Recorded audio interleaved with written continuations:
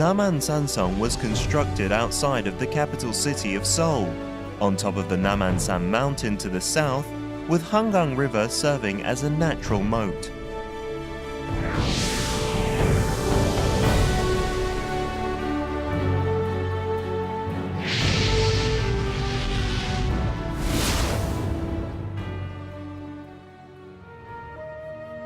With 70% of the land being mountainous, there are a great number of mountain fortresses in Korea. Among those, Namhansansong was constructed to tire out the enemy even before they reached the fortress. The advantageous features of the terrain were utilized to their fullest. The mountain itself acted as fortress walls. At an elevation of 500 meters, the height of the fortress walls reaches 7.5 meters and the perimeter 11.76 kilometers. Nestled at the center of the country, Namhansansong is the most important strategic spot among all the mountain fortresses in Korea, built to protect the southern part of the Korean peninsula below the Hangang River. It also boasts the largest scale, and the original shapes of the fortress walls have been well preserved. Korea experienced frequent invasions by foreign forces. The basic strategy was to put away all food and supplies and retreat to the prepared mountain fortress to fight against the foreign forces.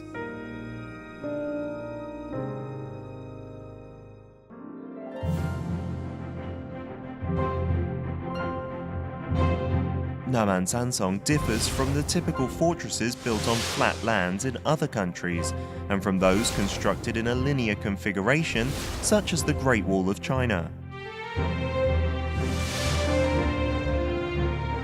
Namhansansong wasn't built just to protect the ruling class and important figures.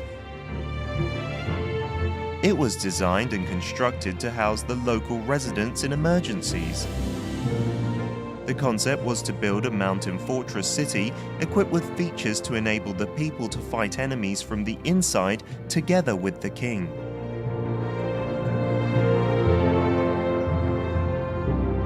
There are 4 main gates in Namhansansong: south, west, north, and east.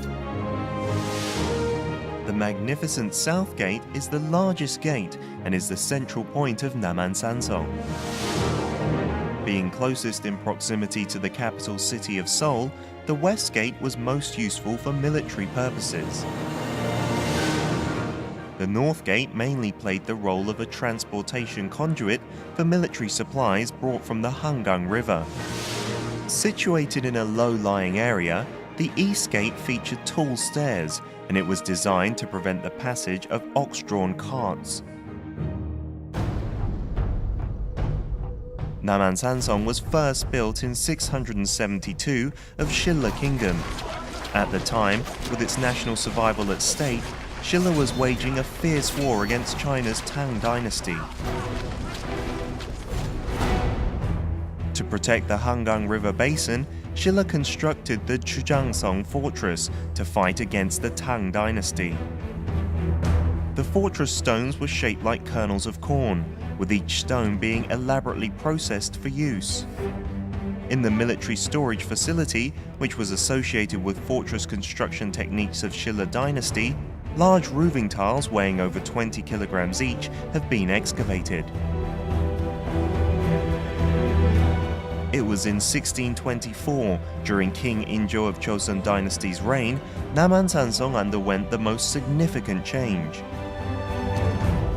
It was a reinforcement construction done on the site of the Chujangsong fortress of Shilla Kingdom, and during the process, the civil engineering techniques of Joseon were reflected. As for fortress stones, the old stones were reused, as well as solid granite and gneiss easily found in the nearby rock fields.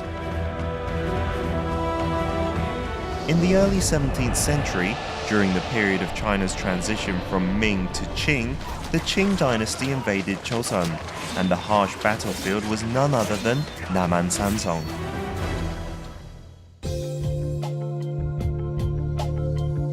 After the invasion by Qing China, Namhansansong became a more solid and scientific fortress by applying the fortress construction techniques of Joseon. The vulnerabilities exposed during the war were reinforced, and a whole new concept of fortress configuration was introduced as well. On top of the fortress walls, parapets built with grey bricks that were effective against artillery attacks were installed. A parapet is a facility that enables soldiers to hide and shoot arrows or matchlocks. Built from actual battle experience, the 16 auxiliary gates were expanded for the clandestine movement of troops and supplies. The main point of the modification was the construction of outworks and installation of bastion with casemated embrasure for gun firing. Although outworks were intended as a protection structure for the fortress gates, the outworks of Namhansansong were equipped with auxiliary gates and installed with bastions by protruding outwards from the fortress walls.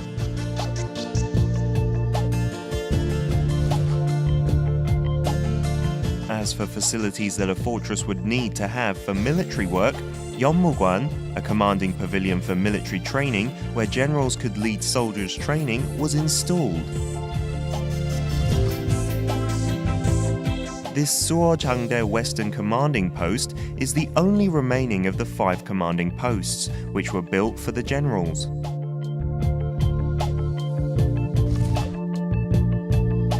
Jisudang, the pondside pavilion, was where soldiers and horses could drink water, and it was used as a banquet place as well.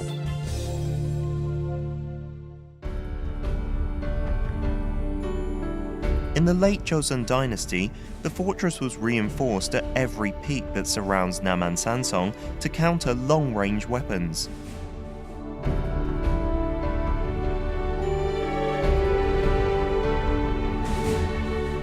With this, Namhansansong was reborn as a fortress that could cope with national crises as a military defense facility.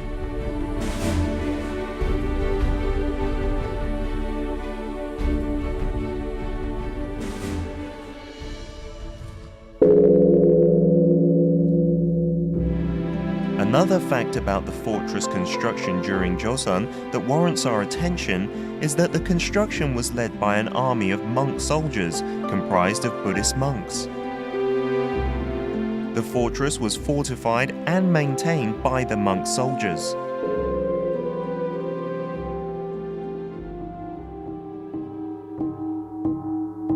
At the temples of monk soldiers, which at one time were in charge of construction and management, still to this day, monks continue to observe the Buddhist rituals of Suryukje and Yeongsanje.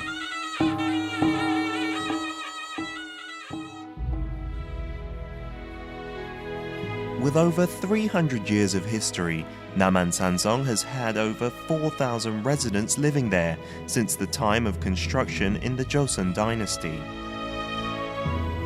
The uniqueness is the combined functionality of being a walled town and the capital city. Within the mountain fortress is the palace, which was considered to be the heart of a nation. It is a place that used to be visited by generations of kings, and it is also the historic place where King Injo withstood for 47 days against the invasion of Qing China, while protecting the royal ancestral shrine and the altar of deities of earth and grain. The Namhansansong Emergency Palace is equipped with the royal ancestral shrine and the altar for deities of earth and grain, which affirms its status of being an emergency capital.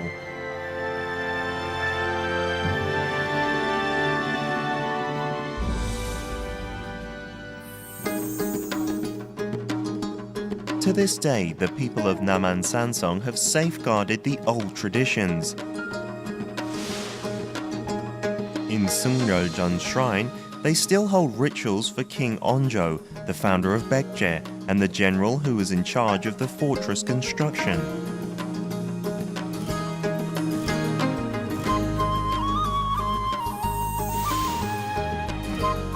Hyunjeolsa Shrine was built to honor the patriotism of those who opposed yielding to Qing China during the invasion.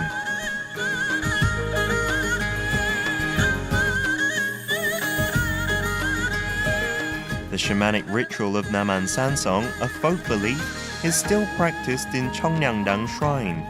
This was prepared to soothe the souls of those who met unfair deaths during the construction of the fortress.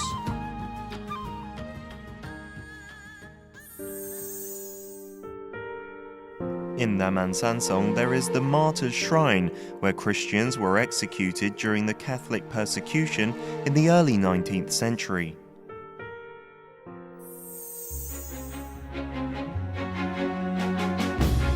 The major facilities of Namhansansong were intentionally destroyed during the Japanese occupation of Korea. To preserve those precious cultural values, the Namhansansong Culture and Tourism Initiatives continues to conserve the original appearance via thorough research and studies based on various historical documents.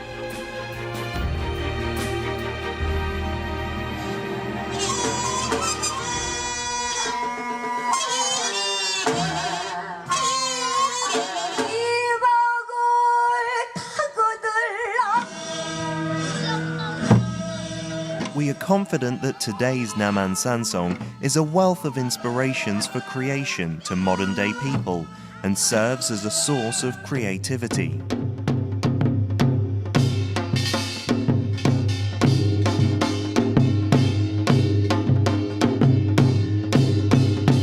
Namhansansong, a fortress blessed with natural defensive barriers, is a space of history that has breathed with us for hundreds of years. In numerous corners of Namhansansong, stories and history from hundreds of years ago are still alive.